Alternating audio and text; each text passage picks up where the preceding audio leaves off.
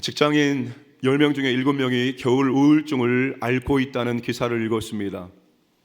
그 증상으로는 짜증과 잦은 심경 변화가 72.5%로 1위를 차지했고, 이어서 무기력증 57.6%, 소화불량 37.2%, 불면증 33%, 두통 28.5%, 피부 트러블, 탈모 등의 증상이 나타났습니다.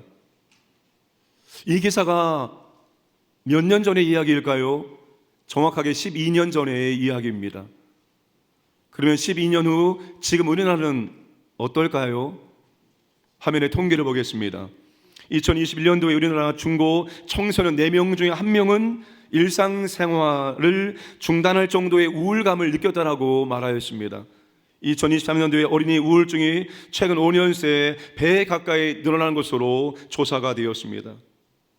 지금 우리나라는 현대인의 감기로 불리는 우울증이 어린아이부터 어른들까지 만연되어 있습니다. 우울증은 내면이 불안하고 불안정한 상태의 내적 평강이 깨진 상태를 의미합니다. 사랑하는 광인의 가족 여러분, 여러분들은 평안하십니까? 여러분들의 가정은 평안하십니까? 몸담고 있는 직장은 평안하십니까? 과학과 문명이 발달할수록 아이러니하게도 인류의 처절한 싸움은 불안과의 전쟁이라고 합니다. 현대인들은 여러 가지 불안을 경험하며 살고 있습니다. 제가 오늘 저녁에 라오스 들어갔는데 제주 항공을 타고 갑니다. 불안합니다. 20세기 유명한 실존주의 철학자 야스퍼스나 사르트르는 불안과 염려를 인간의 실존의 본질이라고 말했습니다.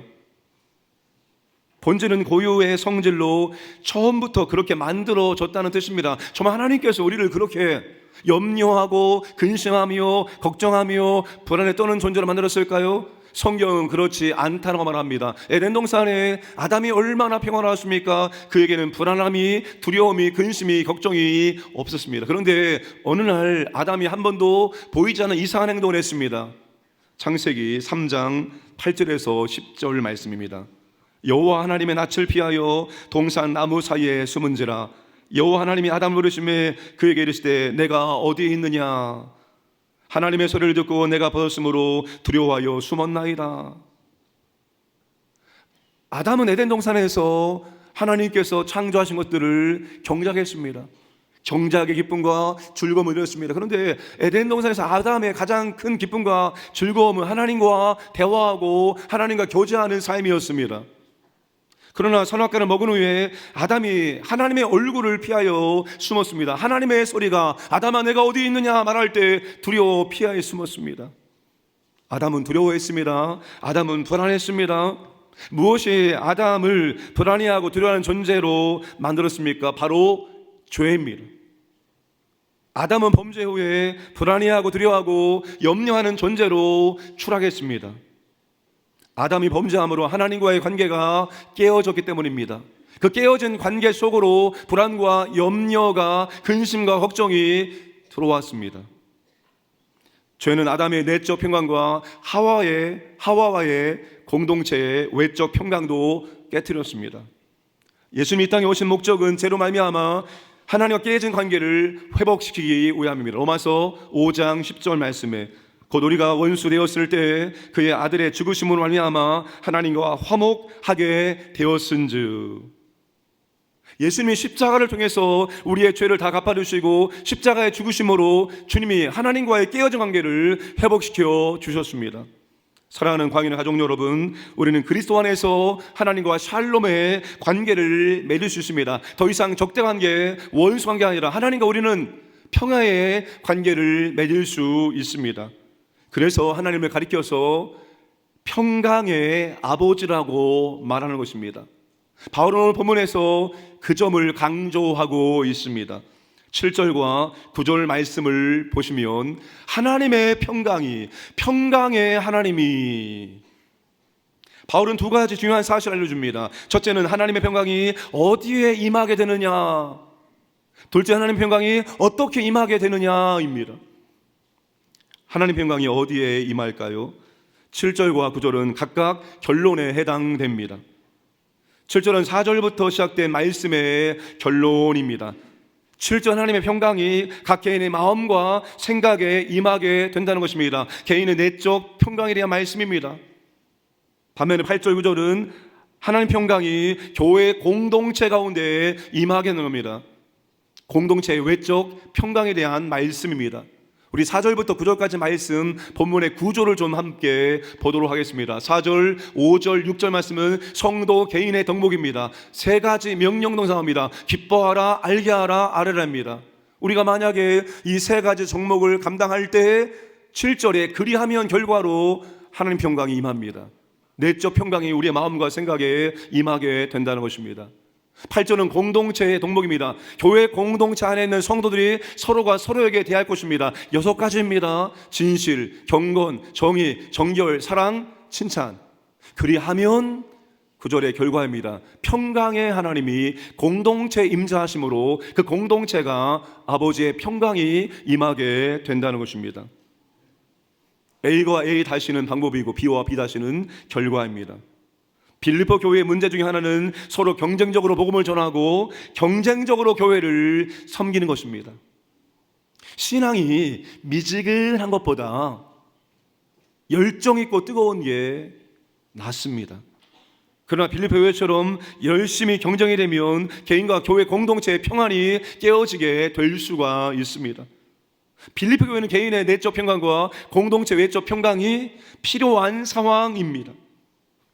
이건 오늘 우리들에게도 마찬가지입니다. 우린 두 가지 평강이 필요합니다. 내 마음과 생각이 평안한 내적 평강이 필요하고, 내가 속해 있는 가정과 교회와 직장 공동체 가운데 외적 평강이 필요합니다. 이 두 공동체는, 이 평강은 서로 연관되어 있습니다. 우리는 이 두 가지를 구하고 추구해야 합니다. 어떻게 내적 평강과 외적 평강이 임하게 될까요? 먼저 개인의 내적 평강이 어떻게 임하는지 말씀을 살펴보겠습니다. 우리 4절, 5절, 6절 말씀을 다시 함께 읽겠습니다. 주 안에서 항상 기뻐하라. 내가 다시 말하노니 기뻐하라. 너희 관용을 모든 사람에게 알게 하라. 주께서 가까우시니라. 아무것도 염려하지 말고 다만 모든 일에 기도와 간구로 너희 구할 것을 감사함으로 하나님께 아뢰라. 세 가지 명령도 나옵니다. 기뻐하라, 알게 하라, 아뢰라입니다. 첫 번째 기뻐하라입니다. 4절에 주 안에 항상 기뻐하라. 내가 다시 말하노니 기뻐하라. 바울이 짧은 문장 안에 기뻐하라를 2번이나 반복하고 있습니다. 기뻐하라, 이 말 무슨 말입니까? 항상 기뻐하라입니다. 항상은 어느 때나 어떤 상황에서나 어떤 일이나 기뻐하라는 의미입니다. 그 방법이 주 안에서입니다. 우리는 주 밖에 있는 것이 아니라 주 안에 들어와 있는 인생입니다. 우리가 과거에는 주님 밖에 있었습니다. 주님과 관련이 없는 삶을 살았습니다. 그런데 주님을 구세주와 주님을 영접함으로 이제 주 안에 들어온 사람이 된 것입니다. 여러분, 주 안에 있으면 주님이 보호하시고 통치하시기 때문에 우리는 기뻐할 수가 있는 것입니다. 여러분, 우리가 주 안에 들어오면 이제 내 문제는 내 문제로 끝나는 것이 아니라 주님의 문제가 됩니다. 나의 미래, 나의 장래는 주님의 미래가 되어지고 장래가 되어지고 나의 기쁨은 주님의 기쁨이 되어진 것입니다. 왜 그렇습니까? 주님과 우리는 연합한 존재이기 때문입니다. 우리는 주님의 죽으심과 연합했고 주님의 부활과 연합한 그런 연합한 존재입니다. 주님이 포도나무이고 우리는 거기에 붙어있는 가지입니다. 주님과 연합했기 때문에 주님은 우리의 문제를 그냥 우리의 문제로 방치하는 것이 아니라 자신의 문제처럼 여기고 그 문제를 주님께서 통치해 주신다는 것입니다. 주님이 우리의 삶을 통치하시고 인도하시기 때문에 우리는 주 안에서 어떤 일이든지 기뻐할 수가 있습니다. 여러분, 성경은 하나님께서 우리에게 은혜를 베풀어 주신 다음에 그 은혜의 근거에서 감사하고 찬양하고 예배할 수도 있지만, 또한 성경 우리에게 믿음을 요구합니다. 아직 그런 일들이 이루어지지 않았습니다. 그럼에도 불구하고 믿음으로 바라보고 먼저 기뻐하고 먼저 감사하고 먼저 찬양하라고 말씀하고 있습니다. 여러분, 주 안에서 기뻐하라, 이 말씀도 후자에 해당되어집니다. 물론 기쁨을 줄 때도 있지만 아직 기쁨이 임하지 않았음에도 불구하고 우리는 주님이 이 문제를 통치할 것을 알고 먼저 기뻐하라입니다. 여러분, 기뻐하기를 주님의 이름으로 축복합니다. 기쁨의 감격, 기쁨의 은혜가 여러분의 얼굴에 나타나기를 원합니다. 그런데 기쁨은 감정입니다. 따라서 내적 평강은 감정이 상할 때 깨집니다. 기분 나쁘다 무슨 뜻입니까? 기분 나쁘다 무슨 뜻이에요? 내 마음이 상했다는 뜻입니다. 상한 감정이 있으면 우리는 절대로 기뻐할 수가 없습니다. 상한 감정은 반드시 우리의 내적 평강을 깨뜨리게 되어 있습니다. 데이비드 시멘즈 목사님이 쓰신 상한 감정의 치유라는 아주 고전적인 치유에 관련된 책이 있습니다. 이 책 서문에 상한 감정이 얼마나 우리의 믿음과 우리의 삶에 치명적인지를 기록하고 있습니다. 정규적인 교회 사역을 통해 도움을 주지 못하는 두 그룹의 성도들이 교회 안에 존재한다는 것입니다. 이분들의 문제를 말씀을 통해서도, 교회 봉사를 통해서도, 심지어 성령 충만과 기도와 성례식을 통해서도 해결할 수 없다는 거예요. 그런 두 부류의 성도들이 교회 안에 존재한다는 것을 이분이 목회하면서 발견하게 된 것입니다. 도대체 두 부류가 어떤 부류의 성도들일까요? 한 그룹의 사람들은 하나님의 능력에 대한 확신을 갖지 못하는 성도들입니다. 기도해도 기도 응답받지 못하는 거예요. 영적 훈련을 시도해도 결실을 못합니다. 그러니까 그들의 감정은 계속 패배함을 경험합니다. 기도해도 소용없어. 기도해도 안 돼. 나는 안 돼. 이런 패배적 감정이 계속 쌓이게 된다는 것입니다. 다른 그룹의 사람들은 위선적인 삶을 살고 있는 성도들입니다. 그들의 마음 속에 있는 감정을 억누르거나 자신의 행한 문제가 있다는 것을 부인하는 것입니다. 마음은 전혀 그렇지 않은데 그냥 위선적으로 연기하는 것입니다. 안 그런데 그런 척 하는 것이고, 슬픈데 기쁜 척 하는 것이고, 이렇게 연기하는 것, 위선적인 신앙생활을 한다는 것입니다. 그런데 이 두 부류의 그룹에 속한 성도들의 공통점은 모두 다 상한 감정을 가지고 있다는 것입니다. 상한 감정이 복음에 깊이 침투하지 못하도록 막고 있었기 때문입니다. 여러분, 상한 감정 가운데 있을 때 우리가 말씀을 들으면 말씀이 우리의 내면까지 들어오지 않는 것입니다. 그 상한 감정 때문에 말씀이 막히는 거예요. 상한 감정이 치유되지 않으면 우리는 기뻐할 수가 없습니다. 상한 감정, 우리의 내적인 평강을 반드시 깨트리게 되어 있습니다. 여러분, 그러므로 상한 감정이 없는지 살펴보시기 원합니다. 그때 누구 때문에, 어떤 사건 때문에 내 마음이 그렇게 상했지? 만약 그런 것들이 있다면 여러분, 상한 감정을 가지고 우리가 어디로 가면 좋을까요? 여러분, 주님께 상한 감정을 가지고 가시기 바랍니다. 주님, 제가 그때 그 사람의 그 말 한마디가 비수와 같이 내 감정, 내 가슴에 꽂혔습니다. 내가 그때 상했습니다, 마음이. 주님, 그 일 때문에 제가 낙심되어지고 내 마음이 상했습니다. 주님, 내 상한 감정을 주님께 고백하오니 주님 만지셔서 치유해 주시기 원합니다라고 고백하심으로 주님의 치유의 손길을 경험하시기를 주님의 이름으로 축복합니다. 여러분, 사건보다 더 중요한 것은 그 사건에 대한 반응입니다. 어떤 감정으로 반응했느냐, 어떻게 그 사건을 기억하고 있느냐입니다. 우리는 어떤 사건을 나쁜 기억으로, 상한 감정으로 갖고 있으면 반드시 우리에게 치명적인 해를 입히게 되어집니다. 마음이 상했다면 주님께 가져가셔서 주님께 고백하심으로, 주님께서 마음을 만지심으로 상한 감정이 치유되는 은혜가 있기를 주님의 이름으로 축복합니다. 두 번째, 알게 하라입니다. 5절에 너희 관용을 모든 사람에게 알게 하라. 주께서 가까우시느니라. 무엇을 누구에게 알게 해야 합니까? 관용을 모든 사람들에게 알게 하라. 다시 말하면 관용을 모든 사람들에게 베풀어라입니다. 관용은 영어로 신사적이라는 뜻을 가진 젠틀과 친절한이라는 뜻을 가진 카인드로 번역될 수 있는 단어입니다.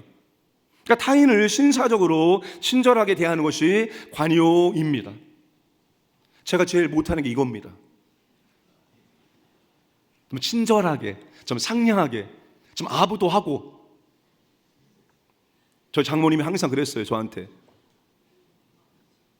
다 좋은데 그게 부족하다. 그런데 모든 사람에게 신사적으로 친절하게 대하라고 말합니다. 근데 여러분, 우리가 살면서 모든 사람에게 친절하게, 정말 상냥하게, 신사적으로 대하기가 어렵습니다. 말마다 행동마다 열받게 만드는 사람이 왜 없겠습니까? 분위기를 망치는 사람이 왜 없겠습니까? 나랑 기질적으로 안 맞는 사람들이 왜 없겠습니까?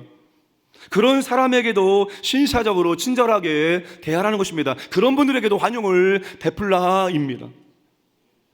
왜 열받게 하고 무례하게 행동하는 사람들에게도 환영을 베풀어야 될까요? 주께서 가까이 오셨기 때문입니다. 이 말씀을 몇 가지로 해석할 수 있지만 저는 이 말씀을 이렇게 해석합니다. 주님이 가까이 오셨다는 것은 재림을 의미합니다. 따라서 주님의 재림 전에 한 영혼을 얻기 위해서, 한 영혼을 구원하기 위해서 내가 조금 기분이 나쁘고 자존심 상해도 그에게 신사적으로 친절하게 대해냅니다. 그 사람의 믿음이 올바르게 성장하기 위해서 내가 조금 기분이 나빠도 그 사람에게 친절하게 해야 됩니다. 안 그러면 그 사람이 실족할 수 있기 때문입니다. 내 말 한마디 때문에, 나의 행동 때문에, 나의 불친절 때문에 그 사람이 실족해서 나 다시 교회 안 나가. 여러분 그러면 어떡하십니까? 제가 청년부를 5년 4개월 동안 그렇게 기도하면서 한 번 어떤 형제와 뭔가 맞지 않아서 그 형제가 결국 교회를 떠나게 되었습니다. 물론 그 이후에 만나서 서로 화해를 했습니다. 근데 돌아보니까 그게 너무 오점은 남는 것입니다. 내가 그때 조금 더 이해하고 조금 더 넓은 마음으로 그 친구의 생각을 받아들여 주었다면 얼마나 좋았을까 하는 생각을 갖게 되어집니다. 여러분, 우리가 불친절함으로, 우리가 관용을 베풀지 않음으로 누군가가 실족할 수 있고 누군가가 나 교회 안 나와 라고 할 수 있습니다.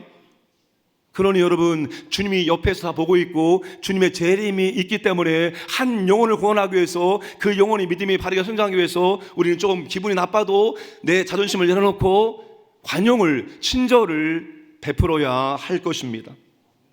관용은 대인 관계를 의미합니다.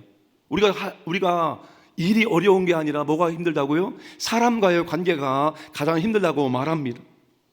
여러분, 지금 할렐루야 찬양대 여기 있는 모든 대원들 너무나 사랑하고 내가 너무나 좋아하는 분들이라면 주일날 막 얼굴이 보고 싶어가지고 막 뛰어오겠죠? 얼굴을 보기만 해도 막 내 마음속에 기쁨과 감사가 막 넘치겠죠? 근데 다 내가 싫은 사람들, 내가 다 미워하는 사람들, 얼굴 보기자마자 그냥 속에서부터 뭐가 되죠? 기분이 상하는 거예요. 저는 우리 교회의 모든 우리 성도님들이 우리 표처럼 또 하나의 가족, 그 이상의 가족 되어서 얼굴 보고 싶어서, 그분을 좀 만나고 싶어서, 한 주 잘 살았나 궁금해서 그런 마음을 가지고 와서 얼굴 보자마자 어떻게 될까요? 얼굴 보자마자 감사와 기쁨이 그냥 얼굴에서 드러나기를 주님의 이름으로 축복합니다. 그런 모습으로 좌우에 계신 분과 한번 밝게 웃으면서 인사하겠습니다.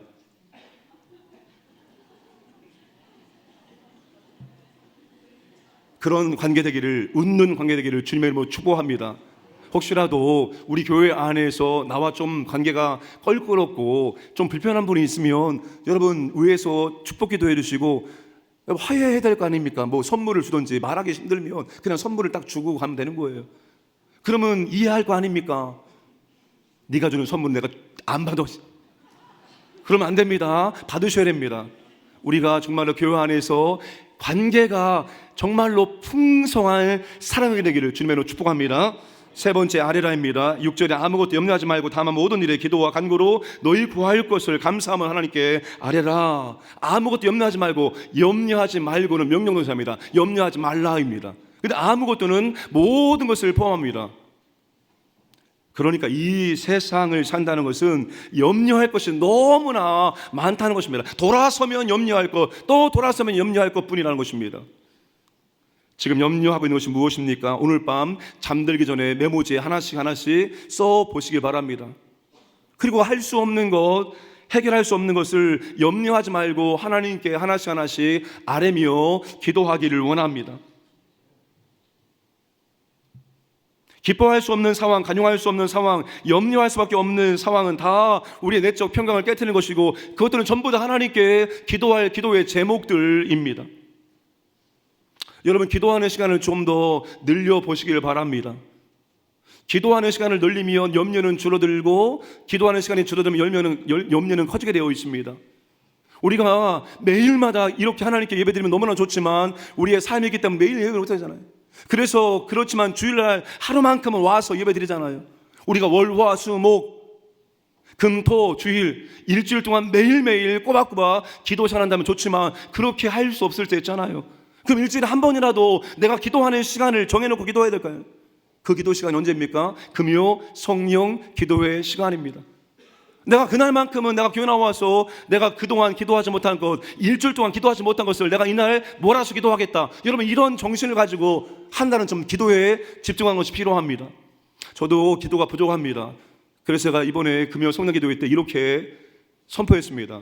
매주 금요 성령 기도회 합심 기도회 끝나면 저는 교회에서 철회하겠습니다. 그리고 제가 후회했습니다. 보통 10시 20분, 10시 30분에 합심 기도 끝나는데 제가 기도를 한번 해봤습니다. 해보니까 졸릴 때도 있고 하여튼 집중 안 될 때도 있고 버텼습니다. 3시간은 버틸 수 있었습니다. 3시간. 그리고 제가 후회했습니다. 하나님 용서하여 주옵소서. 오늘 주일 정정하는 말씀을 드리겠습니다. 정정합니다. 철회 못하겠습니다.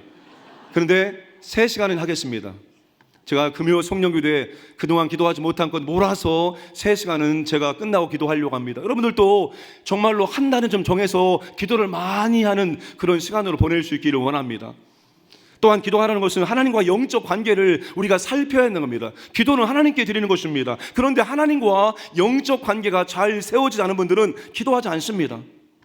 또한 기도할 수 없습니다. 하나님과 좋은 관계를 맺을 때, 내가 힘들고 어려울 때 가장 생각나는 분이 하나님. 그래서 하나님께 나와서 기도하는데 하나님 관계가 어그러졌으면 하나님께 기도하지 않습니다. 하나님께 기도하지 않으면 여러분 평강이 임하게 되지 않습니다. 왜? 평강 하나님께서 우리에게 주시는 선물이기 때문입니다. 요한복음 14장 27절 함께 읽겠습니다. 평안을 너희에게 끼치노니 곧 나의 평안을 너희에게 주노라. 내가 너희에게 주는 것은 세상이 주는 것과 같지 아니하니라. 너희는 마음에 근심하지도 말고 두려워하지도 말라. 여러분, 하나님이 주신 평안은 세상에 있는 것들이 있음으로 오는 평안 아닙니다. 여러분, 돈이 있으면 좀 마음 편하겠죠? 또 우리가 원하는 것들을 좀 가지고 있으면 내 마음이 좀 편하겠죠? 그 하나님이 주신 평강은 세상에 있는 것들이 있음으로 오는 평강이 아니라 그런 것들이 없을지라도 하나님 평강을 선물로 주실 수 있다는 것입니다. 오늘 여러분 1분 사역 스케치 영상에서 지난주 예배위원회 헌신 예배의 모습을 보았습니다. 강사 목사님이 우리 노회에 있는 성도교회 박성기 목사님이십니다. 그분과 대화하면서 이분이 이런 말씀하셨습니다. 그분이 영국에 3년 동안 유학했습니다. 그런 다음에 대구에 있는 교회에 담임 목회를 하고 몇 년 하시다가 다시 부산에 있는 교회에 가셔서 담임 목회를 한 12년, 13년 하셨습니다. 그런 다음에 서울로 다시 올라오게 되신 겁니다. 여러분, 부산에서 조금만 더 있으면 원로 목사님이 되어지고, 원로 목사님이 되면 교회가 해주는 예우가 있잖아요. 그럼 노후가 조금 편안하잖아요. 근데 그분이 이거 마다하고 서울 올라오셨습니다. 여기서 20년을 채울 수 없어요. 원로 목사가 될 수 없다는 사실을 알고도 올라오신 거예요. 그러면서 이런 말씀하십니다. 나는 걱정하지 않아요. 나는 평안합니다. 왜 그런가 하면 3년 영국에서 유학할 때 하나님께서 3년 동안 정말로 풍성하게 채워주셨다는 겁니다. 1억을 하나님께서 아는 성도를 통해서 어떤 게 통해서 공급해 주심으로 사모님이 일도 하지 않았다는 거예요. 보통 유학하면 사모님이 일을 해야 되는데 그분은 일하지 않고도 하나님께서 넉넉하게 채워주심으로 3년의 유학생활을 잘 감당하고 올 수가 있었다는 겁니다. 그런 하나님께서 내 남은 인생도 책임져 주시고 예비하시고 인도할 것을 알기 때문에 나는 내 노후에 대해서 걱정하지 않는다라고 말씀합니다. 나는 지금 불안하지 않고 평안하다고 그렇게 말씀을 했습니다. 여러분, 우리에게 이런 하나님의 평강이 임하길 원합니다.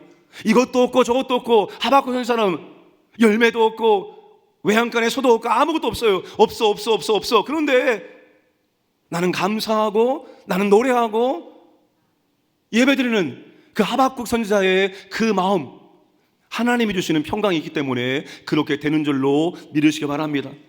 아무것도 없지만 하나님께서 내 인생을 보호하시고 인도하시고 책임져 주신다는 확신이기 때문에 그냥 나는 평안한 것입니다. 우리에게 하나님 주시는 평강이 있기를 주님의 이름으로 축복합니다. 우리 하나님이 얼마나 크신 분인지를 우리가 조금 기억할 필요가 있습니다. 기도하지 않으면 문제와 염려는 커지지만 하나님은 작아집니다. 그런데 우리가 아버지를 바라보며 기도하면 문제와 염려는 작아지고 하나님은 점점 커지게 되어 있습니다.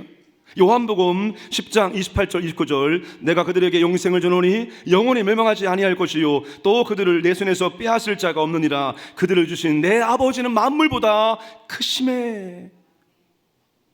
우리를 구원하신 아버지가 만물보다 크신 분입니다. 요한일서 4장 4절에 자네들의 너희는 하나님께 속하였고 또 그들을 이겼나니 이는 너희 안에 계신 네가 세상에 있는 자보다 크심이라. 우리가 모처럼 2월 달에 아주 한파 속에서 그리고 아주 눈이 많이 왔습니다. 눈 때문에 사고도 있었고 어려움도 있었지만 그래도 겨울이 춥고 눈이 오니까 겨울의 맛이 났습니다. 여러분, 우리가 하나님께서 한번 이렇게 눈을 내리시고 한파를 허락하시면 우리가 여러분 큰 것 같지만 아주 작은 피조물의 불과함을 느끼고 우리 아버지가 얼마나 크신 분인지를 다시 한번 새롭게 확인할 수가 있습니다. 여러분, 하나님께서 크신 하나님이심을 믿으시길 바랍니다. 크신 하나님의 관점으로 문제를 보고 세상을 보고 염려를 바라보시기를 바랍니다. 이 강단에서 우리 아이들 얘기하면 안 되는데, 이 비밀이 흘러가면 절대 안 되는데 애들이 또 고자질해요. 아빠가 강단에서 네 얘기했다? 우리 사랑하는 딸이 있습니다. 우리 사랑하는 딸이 수시 6전 6패했습니다. 그리고 정시를 3군데 서서 현재까지는 3패입니다. 근데 놀라운 사실이 있습니다. 놀라운 사실이 무엇인가 하면 수시가 떨어졌을 때 아내가 몇 개 정시 때 이 학교를 가고 싶은데 그 중에서도 내가 나온 학교를 내 딸이 가고 싶으면 좋겠다라고 했습니다. 근데 지금 정시에서 3개 중에 2개는 똑 떨어지고 1개가 예비가 떴습니다. 그게 아내가 나온 학교입니다. 근데 그 예비 번호가 아주 절묘한 번호입니다. 이 아이로 하여금 하나님의 은혜를 구하게 하는 예비 번호입니다.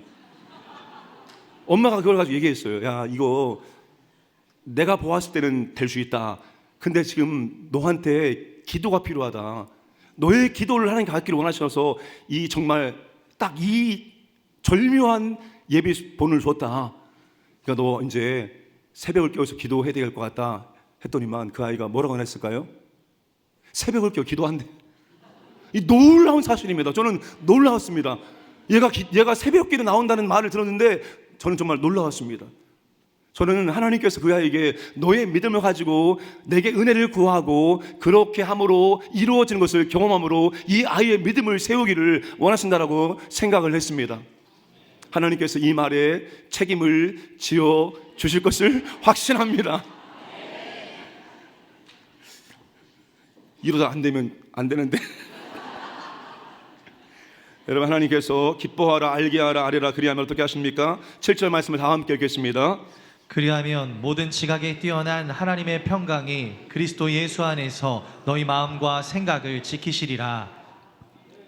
하나님의 평강이 어디에 임합니까? 우리의 마음과 생각 속에 임하게 된다는 것입니다. 불안, 염려 다 우리의 마음과 생각 속에서 일어나는 현상입니다.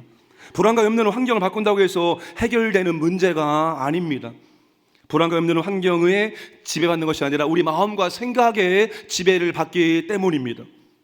그러니까 불안과 염려로부터 마음과 생각을 지키지 않으면 내적 평강을 우리가 유지할 수가 없습니다.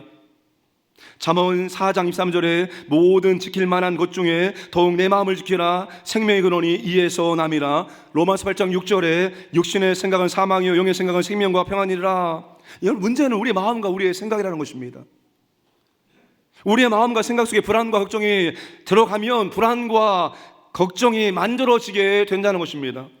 그러니까 마음과 생각의 문제입니다. 이 마음과 생각을 철저하게 지켜야 되는데 이 마음과 생각을 우리가 지킬 수 없고 하나님께서 우리 마음과 생각을 지켜주신다는 것입니다.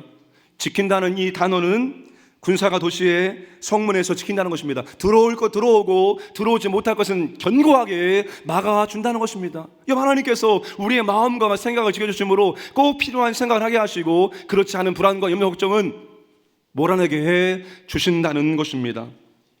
그렇게 함으로 말미암아서 우리의 마음과 생각 속에 하나님의 평강이 임하게 되어지는 것입니다. 여러분, 3가지 명령을 기억하시기 바랍니다. 기뻐하라, 알게 하라, 아뢰라. 그리하면 하나님께서 날마다 우리 마음과 생각에 하나님의 평강을 넘치도록 주시기를 주님의 이름으로 축복합니다. 자, 다음은 공동체 외적 평강은 어떻게 임하게 될까요? 자, 9절은 8절에 대한 결론입니다. 9절 말씀 보시면 평강의 하나님이 너희와 함께 계시리라. 공동체 하나님께서 임자하심으로 그 공동체 하나님께서 평강을 선물로 주시겠다는 것입니다. 근데 8절과 9절도 중요한 두 가지 명령 동사가 나옵니다. 9절은 8절의 결과입니다. 8절 9절 말씀 볼까요? 끝으로 생각하라 행하라입니다. 두 가지 명령 동사, 생각하라 행하라입니다. 무엇을 생각하고 행할까요? 바울이 그들에게 가르치고 보여주고 바울에게 들었던 것들입니다. 바울이 그들에게 무엇을 가르치고 무엇을 보게 하고 무엇을 들려주게 했을까요? 그게 8절 말씀입니다. 우리 8절 말씀을 함께 읽겠습니다. 끝으로 형제들아 무엇에든지 참되며 무엇에든지 경건하며 무엇에든지 옳으며 무엇에든지 정결하며 무엇에든지 사랑받을 만하며 무엇에든지 칭찬받을 만하며 무슨 덕이 있든지 무슨 기림이 있든지 이것들을 생각하라. 참되면은 생각과 말과 행동에 거짓이 없고 진실함을 의미합니다. 우리가 그러면 진실해야죠. 말과 행동과 삶에서 진실함을 보여줄 수 있어야 됩니다. 근데 이게 그렇게 쉽지 않은 것 같습니다. 제 안에 제 귀에 들려오는 그런 성도들의 삶의 모습을 들어보면은 이 부분이 많아요. 말과 행동이 다른 모습이 있다는 것입니다. 이것 때문에 누군가에게 상처를 주고 실망을 주고 있다는 것입니다. 경건하며 거선하고 선하고 도덕적인 가치를 추구하고 지닌 것을 의미합니다. 옳으면 하나님과 개인과의 관계가 옳은 것, 불의의 관계가 아니라 의의 관계를 의미합니다. 순결하며 인생의 모든 영역에서 아주 순수한 것을 말합니다. 사랑을 받을 만하며 하나님과 사람을 기쁘게 하는 것을 의미합니다. 덕이 되고 유익이 되는 것입니다. 칭찬받을 만하며 행위에 대한 좋은 평가를 받는 것을 의미합니다. 이 6가지를 우리가 공동체 안에서 서로가 행해야 한다는 것입니다. 빌립보 교회 성도들이 바울을 통해서 바로 이런 것들을 배웠고 들었고 본 것입니다. 근데 이런 삶을 실천하기 위해서 가장 중요한 것이 무엇일까요? 여러분, 기독교는 내 의지와 내 노력으로 해보려고 하는 모든 것들을 내려놓는 것입니다. 그러나 인간의 모든 종류는 너도 좋은 거 하려면 반드시 해야 될 것이 있어 인간의 공로가 들어가게 되어집니다. 근데 기독교는 인간의 공로는 제로입니다. 하나님의 은혜로 구원받고 하나님의 은혜로 살고 하나님의 은혜로 감당하고 하나님의 은혜로 천국에 들어가는 것입니다. 우리가 이것들을 우리의 의지로 우리가 막 노력해서 한번 해보려고 해서 할 수 있을까요? 안 됩니다. 그럼 어떻게 할 수 있을까요? 8절의 중요한 명령동사 생각하라입니다. 생각하는 것입니다. 여러분, 생각하고 있으면 말하게 되고 말하게 되면은 실천할 수 있습니다. 하나님께서 우리를 창조하실 때 참 신기하게 만들었습니다. 인간은 상상하고 생각하고 말하고 사는 존재로 만들어 놓으셨습니다. 따라서 생각하고 말하고 실천할 수 있습니다. 따라서 생각이 없으면 결단코 실천할 수 없습니다. 사람 마음에 생각하고 있는 것이 밖으로 나오는 존재이기 때문입니다. 여러분, 우리가 무엇인가를 얻기 위해서 간절한 마음이 있으면, 간절한 생각이 있으면 그것을 말하게 되어 있습니다. 그렇잖아요. 말하게 되어 있고 그 말한 것을 우리가 따라가고 있는 것을 확인할 수 있습니다. 우리가 말한 대로 살 수 있고 말한 것들을 실천할 수가 있다는 것입니다. 성공과 실패, 나아가 운명이라고 하는 대부분의 일들이 생각에 의해서 결정됩니다. 그러므로 어떤 생각을 하냐가 나의 미래를 결정할 수 있고 무엇을 생각하느냐가 무엇을 실천하느냐를 결정할 수가 있는 것입니다.